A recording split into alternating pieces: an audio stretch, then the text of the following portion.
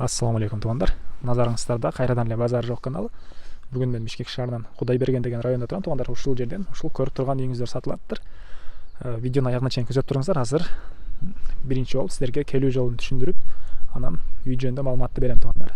Мен турган жер Патриция Лумумбу көчөсү туугандар. Ылдыйраакка барсаңыздар Кудайберген базары, Правосудие көчөсү, өйдөрөккө барсаңыздар Ден Сиопина көчөсү, Дордой Моторс базары болуп калат. Биздин сатылуучу үй мына ушул жерден түз эле чыгышты карай 70-100 метр басканда Троицкая көчөсүнө жайгашкан. Кааласаңыздар ылдыйраак менен чоң көчө менен машина менен кирсеңиздер болот. Эгер сиздер жол менен келген болсоңуздар, бул жерден адам өткөн жол бар экен, ушул менен түз өтүп барсаңыздар деле болот. Жанында Кыргызстан деген бир автозапчасть саткан жер бар экен. Туш тарабында Шаурма на мангале деген бир кафешка да бар экен туугандар. Келүү жолун көргөзгөнчө сатылуучу үйгө да жетип келип калдым туугандар. Бул сатылуучу үйдүн көчө тараптан көрүнүшү. Көрүп турганыңыздардай кирпич менен тосулуптур көчө тараптан. Көрүп турганыңыздардай ворота орнотулуптур. Анан Кудайберген базарына бир 200 метр эле аралыкта жайгашкан. Бул көчө менен азыр түз чыгып барсаңыздар, Патриция Лумумбу көчөсүнө чыгып бара аласыздар туугандар. Ал жерден 164-чү жана 38-чи автобус жана башка көптөгөн эле маршруткалар жүрөт экен Бишкек шаарынын бурчтарына. Андан ары документтер боюнча азыр ушул жерде айтайын, кирсем ит бар. Үнү чыгып, ал жагын без комментарий бир аз сүйлөп кирип кетем туугандар. Документтер боюнча кызыл китеп, тех паспорт баары бар экен, үй ээсинин атында туугандар. Андан ары кирели.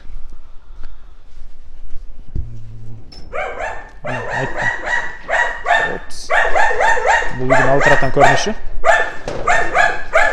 Бул жакта өтөйүнчү. Алды тарабы навес поликарбонат менен болгон туугандар мынакей.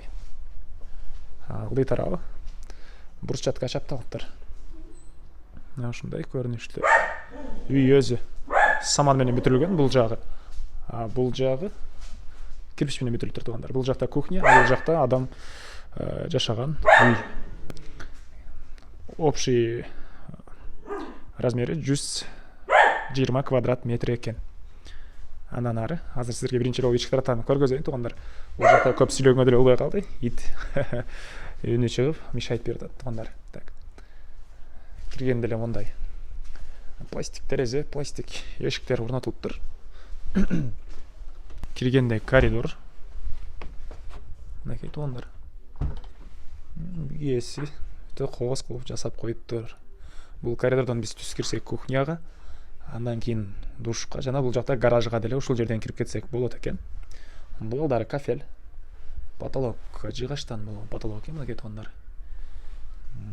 Эми ушул эле жерден оң тарапка киргенде чоң үйгө кирип кете алабыз.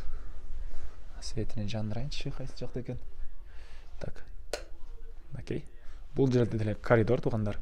Бул коридордон бул жактагы бөлмөлөргө өтүп кете алат экенбиз. Биринчи эле болуп киргендеги бул жактагы спальня бөлмөнү көргөзөйүн. Мынакей. Потолок гипсокартон. Дуалдар обой. Пол. Фундамент стяжка коюлуп, өйдө тарабына дагы утеплять этилип, андан кийин линолеум салыныптыр туугандар. Мынакей ушундай көрүнүштө. Узун турасы 4,5 га 3 экен. До тараптан бир пластик терезе орнотулган. Ар бир бөлмөдө паровой отоплениянын батареялары да орнотулуптур. Андан ары кайра эле бул коридорго чыгып, түз киргенде бул жерде зал жайгашкан туугандар. Так. Узун турасы 6 га 3,5. Түндүк тараптан пластик терезелер орнотулган. Дуалдар обой, потолок гипсокартон. Мына ушундай көрүнүштө туугандар. Мага негизинен бул үй жакты. Ашыкча макташ эмес, негизи мындай ремонттору жана башка мындай жасалгалары ага жакты туугандар. Андан ары ушул эле бөлмөдөн түз кирсек, бул жакта бир детский бөлмө бар экен. Узун турасы 4 га 3,5. Потолок гипсокартон, гипсокартондун ылдый тарабынан мындай пластик жармаштырылыптыр туугандар. Так. Светини алдын ала жандырып албапмын. Элем ушундай болсо деле таппай койдум. Светти жандыра турган жерди. Тоо тараптан бир пластик орнотулган туугандар. Андан ары кайра эле коридорго чыгып, лестница менен экинчи этажды көргөзөйүн сиздерге. Ал жакта да бир холл жайгашыптыр. Бул экинчи этажга чыккан лестницалар жыгачтан болгон. Капталда дуалдары обой. Так. Бул экинчи этаждагы холл туугандар. Мынакей. Потолок гипсокартон, дуалдар обой экен. Пол жыгачтан болгон пол туугандар. Мындай. Ушул жерде охо деген сөздү айта турган жер экен. Гүлдөр өстүрүптүр үй ээси. Кожойке деп койчу белек. Үй кожойкеси. Мынакей. Түндүк тараптан чоң пластик терезе орнотулган. Узун турасы 7-ге 8 экен туугандар.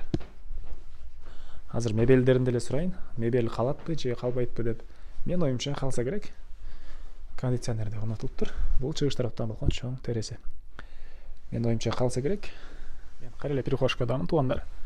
Түз кирсек бул жакта кухня. Аны айта кетчү нерсе, бардык мебелдер бул жерде болгон бардык нерселерге калат экен. Кээ бир гана нерселерди алып кетебиз деп айтты үй ээси. А так мебель жана башка көптөгөн буюмдар калат деп айтты туугандар. Бул кухня. Узун турасы 3-4. Дуалдар кафель, потолок гипсокартон, гипсокартондон ылдый таранын пластика жармаштырышыптыр. Пол деле кафель туугандар. Андан ары ушул эле кухнядан сол тарапка кайрылсак, душ и үйдүн ички тарабындагы туалетте бар экен туугандар. Дуалдар кафель, потолок пластика, пол деле кафель. Ички тараптан раковина орнотулуп, суу да чыгарылыптыр. Андан ары кайра эле перехожкага чыгып, оң тарапка кайрылсак, бул жакта гараж бар туугандар. Бул жакта проотопленияның газовый котелы жайгашыптыр жана Аристон да ушул жакта экен. Окей. Ылдый тарабы подвал. Сиздер кааласаңыздар машинени бул жака деле алып кирип койсоңуздар болот. Кааласаңыздар үйдүн алды тарабы деле навес экен, ал жака деле койсоңуздар болот туугандар. Могу баары калат экен туугандар. Могу холодильник, бардык холодильниктер калат экен. Кыскасы кээ бир нерселерди гана алып кетебиз деп айтты. Себеп дегенде үйдүн ээси орус улутундагы туугандардан алар көчүп кетишет өзүңүздөр билгендей эле. Так, андан ары ушул эле перехожкадан оң тарапка чыкканда бул жакта мондай летний отура турган жер да бар экен. Окей. Бул үйдүн тоо тараптан көрүнүшү туугандар.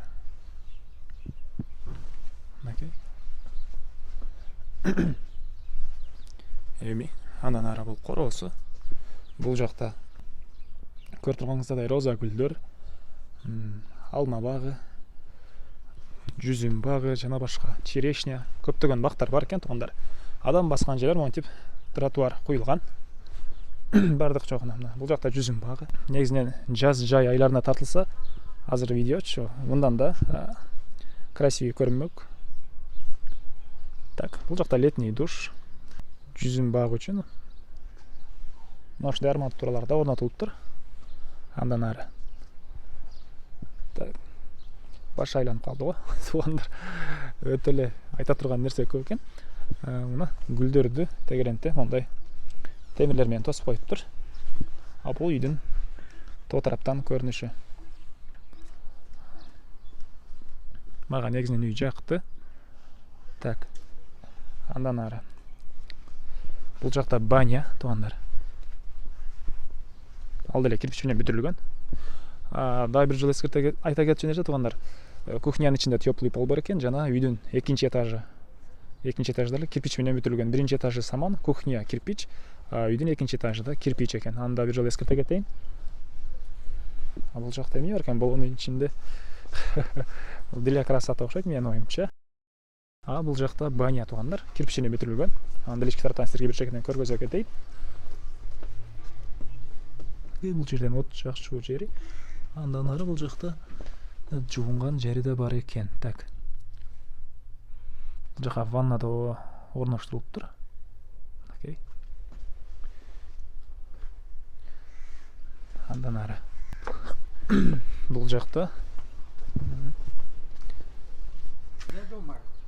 үй ээси мастерская деп айтты. Ушундай склад, бычак буруштаган мондай аппараттар жана башка ушул эркек адамдар колдончу буюмдар бар экен.